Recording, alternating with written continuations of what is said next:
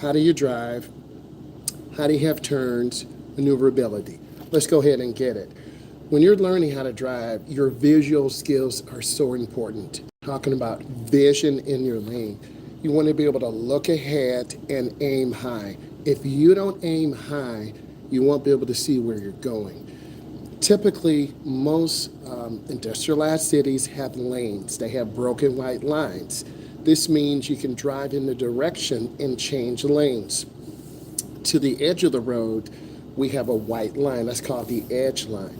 You use that if it's fog, heavy rain, and you can't see. When you learn how to drive, it's about spatial orientation, depth perception. You really have to immerse yourself in driving. It does take time. You can't just jump into a car and have 2 or 3 lessons and say you're good. Whether you're a teen, whether you are a young adult, or someone older, you need to have a certified instructor like myself who is patient, who's kind, and who's willing to take their time with you to explain. Let's look at identifying targets. When you're driving, you need to make sure space is in front of you, to your left, to your right, and behind you. This is why you have 3 sets of mirrors.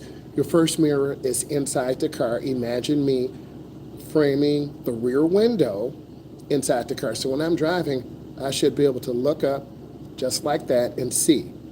I have a driver's side mirror. I want to adjust that to see a little bit of the car. I have a passenger side mirror. So once your mirrors are adjusted, you should be able to look up, look to the left, look to the right, and see around you. Mirror placement is extremely important. Next, searching ahead 15 to 20 seconds. You're looking for cars in your lane. You're looking for traffic stops. You're looking for debris on the road. You're looking for an open lane. There are 2 types of lanes: an open lane where there's space in front of you and you can continue, or a closed lane where there's traffic, there's pedestrians, there's debris on the road. Your eyes are constantly searching for information so we don't run into another car, we don't run over a pedestrian, we don't back into mom's mailbox when we're backing up, we don't back into the garage. So you always have to look around. And speaking of looking around, whenever you're backing up, you can't rely on your backup camera. You need to put your left hand to the top of the wheel, you put your right hand on the passenger seat, and you look over your shoulder to your right and to your left when you back up. You always have to take your time. You always have to look around. Let's continue with the visual search skills. Do you turn your head? It seems very simple, but when a lot of new drivers, adults, 18, 25, 37, 47, 57, 67, 77, when people are driving, and if you're making a right turn, I should see you looking as the car goes. If you're making a left turn, I should see you looking, Looking. You have to look where you're going. A lot of beginners are scared to look and to take their eyes off of what's in front of them. So literally, that's the first thing you need to do. You need to get into the vehicle, put on your seat belt, adjust your seat, then you adjust your mirrors, and then you get your spatial orientation set so you can see. And that's really important. And your instructor, a good instructor like myself, will explain that, show you what to do, and if they need to stand outside and show you where the blind spot is, good instructors will take the time to do that.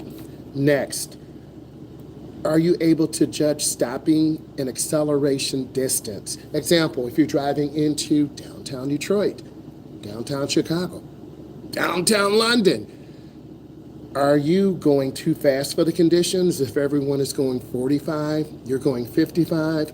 Are you going too slow for the conditions? Everyone is at 70, but you're at 62. You have to match your speed with the flow of the traffic. If you're going too slow, you're going to hold up the flow of the traffic. And then you're going to set people off, OFF for road, ROAD, Rage, R-A-G-E. Road rage happens when people don't use blinkers. They cut you off accidentally. They aggressively ride behind you and force you to pick up speed.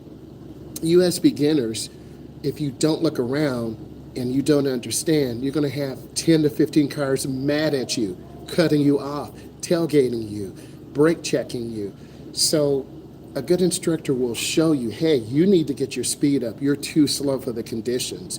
And if you're taking your test and you're too slow, you will get one warning. And if you still continue, that could be grounds for failure. So go with the flow, drive within the speed limit, drive within your safe, S-A-F-E, zone, Z-O-N-E. And when you drive in your safe zone, you'll be able to have room if someone stops really fast. If you drive in your safe zone, you'll be able to accelerate smoothly if the flow of the traffic picks up.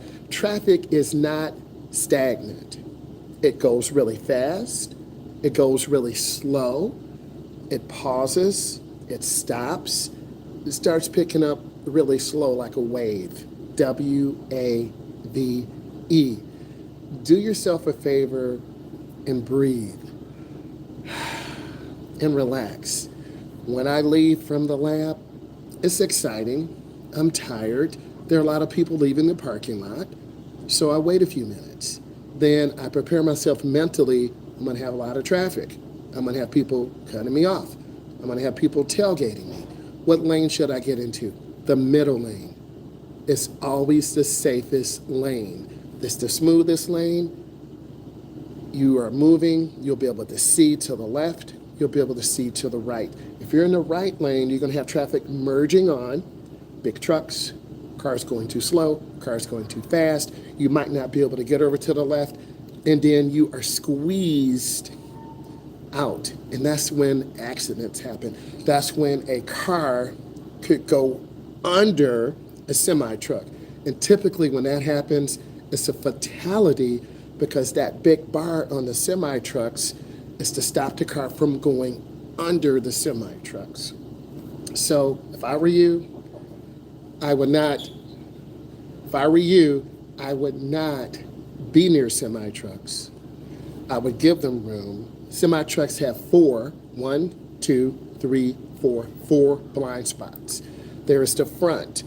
And you think the trucker can see you, they might not be able to if you're in a smaller car. There's a blind spot to the right. There's a blind spot to the left, and there's a blind spot behind the semi-truck. Stay out of the no-N-O zones, Z-O-N-E-S. Pass that truck, quickly get in that blind spot, get out preferably on the left. Trust me, because truckers are trying to maintain good spacing. They have a trailer behind them, 60,000, 80,000. Some of them are overloaded, and I'm not going to disclose this on this forum. I've talked to truckers, and if they are overloaded, they won't be able to stop in time. Never, listen to me, never, N-E-V-E-R, never cut off a truck because you will be a fatality. Don't do that. Let's continue. Do you check your mirrors regularly? And right around that third drive, I can tell when you feel comfortable. A good instructor will say, hey, you're doing good. I can tell you're more comfortable. Your speed control is good. You have good spacing. You're taking your time. You will get comfortable over time if you have a good instructor who's passionate, like me, who wants to encourage good safety, wants to encourage fundamental steering, good right turns, hand over hand turns, hand over hand into the turn. You look left and right before you make your right turn. If you don't look, and a lot of beginners do that, if you don't look before you're making a right turn, traffic is coming across your face. This is a car. This is a truck. This is a bike. If you don't look, you're going to get hit. So you have to look, and when it's clear, you can make the turn. But that's one of the most common things that beginners don't do. You don't look when you make your right turn.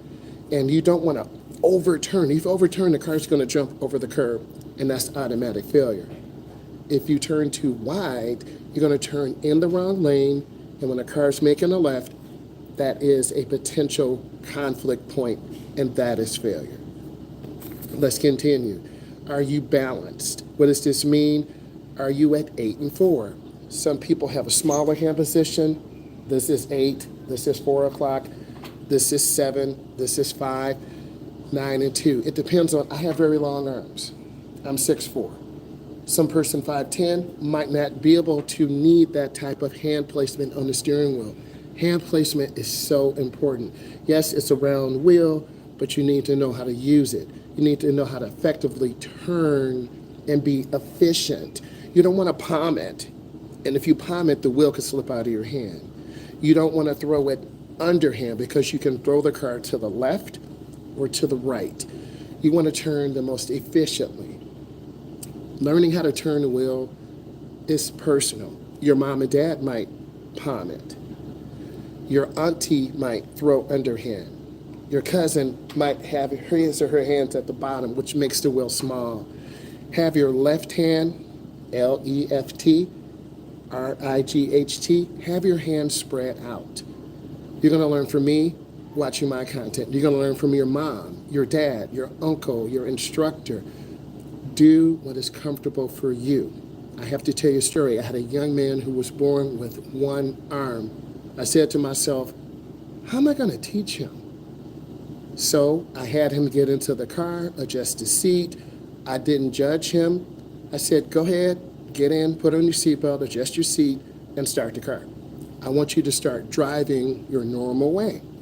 So he kind of had his prosthetic arm underneath the wheel, and he would use his hand to turn slow. So I said, okay, I know how to teach you now, because I had an open, O-P-E-N, I had an open mind. I didn't judge him. And through me supporting him and not judging him, he was able to park. He kind of had to palm it because he only had one arm. And back then, he only had the plastic part. It's not like today where you have the prosthetic that moves. He had a plastic part and a hook. So I was concerned because I thought the hook would get stuck in the steering wheel.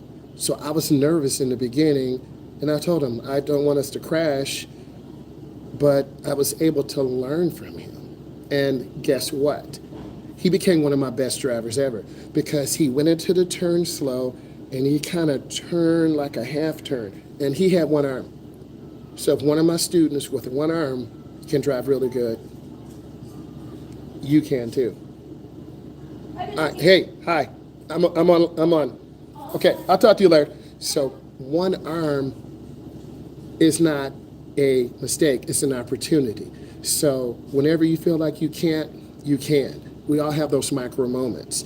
And he was a very good driver. Let's continue. Use proper hand positioning when backing. If you make the wheel small, you can't turn. If you turn like this when you're backing, the rear of the car will go just like that. So you want to hold the steering wheel steady, put it in reverse, and back slowly. If you go too fast, the car will go to the right, or if you back too fast, the car will go to the left. Okay, so take your time when you park. You have to be able to execute these maneuvers. Use this push-pull. I'm not against push-pull. This is push-pull. I've tried both. You have to use what's more efficient for you because everyone is a little bit different. Use this hand-over-hand steering when appropriate. When you're making a 90-degree turn, when you're parallel parking, when you're backing into a driveway, that is appropriate.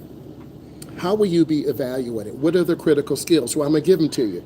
First, do you select the best lane? If you're making a right turn, turn into the nearest lane. It facilitates a smoother flow of traffic. Number 2, checks traffic and signals. Are you looking at the flow? Do you have to get up to 35 and you're at 20? Are you going to cut off a truck? No, you better not, because we talked about this. Do not cut off trucks. They can't stop, and you will become a fatality. Next, do you visualize an adequate gap? That's one of the hardest things for beginning drivers. You see cars coming at 30, 40, 50. You're in a private parking lot. You're leaving school. You're leaving the King of Burgers. You're leaving Tropical Smoothie. I'm just naming places. That's a private parking lot. You have to get out onto the main thoroughfare, the main road. In some cases, that can be the hardest thing. So what I need you to do is just take your time and look and wait until it's clear. I'm not going to rush you. And if your mom is rushing you, your dad is rushing you, or the instructor's rushing you, you better find another instructor because you're going to set yourself up for failure. I've had it happen. I've had a student miss the gas pedal and they hit the brake, or their foot gets stuck between the brake. So I don't cut it that short, SHORT, because you will have an accident and you will get hit. So I try to reduce those odds of you getting hit or us getting hit or failure coming, because we are all very anxious when you drive because you want to get out there, you want to drive, you want to be safe, but it takes time. And I want you to know that it takes time. It takes someone who's caring, who's supportive. Next, I want you to complete the turn in the proper lane. If you start in the right lane nearest to the curb, but then you turn the wheel end up to the left, I'm looking over our left shoulder because we're about to get hit and you cut off a car. And that's a driving error. So you start in the lane, you stay in the lane, you accelerate through the lane, L-A-N-E. Accelerate through your lane. Don't pause. Let's talk about safe driving behavior. Effectively manages risk. You see a pedestrian coming. You cover the brake. You squeeze. You let them go by. Squeeze the brake. I'm smiling. That's a good job. I'm saying, that's a good job. Plus. Or you shoot the gap. When you shoot the gap, you are hoping in time, T-I-M-E, that you can make this turn before the car comes, or before the pedestrian comes, or before the biker comes. And for me as your instructor, that's dangerous. I have to teach you. So I've supported you. If this brought you value, give it a thumbs up. I will come on later. Bye, guys.